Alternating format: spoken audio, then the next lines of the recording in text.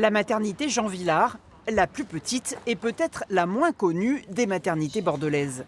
Comme les autres, elle subit de plein fouet la baisse de natalité en chute libre depuis 2021.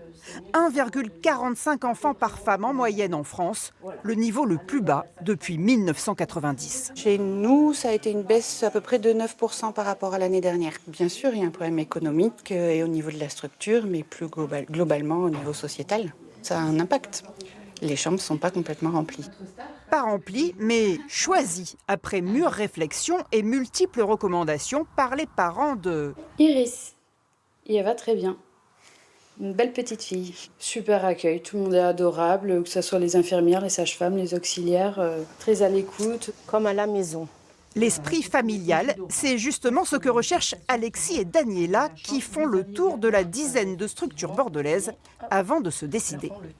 L'idée, c'est de trouver une sage-femme ou une gynécologue qu'on aura vu beaucoup de fois avant, enfin, qui ait vraiment un lien personnel et qu'on ne soit pas accompagné par des inconnus.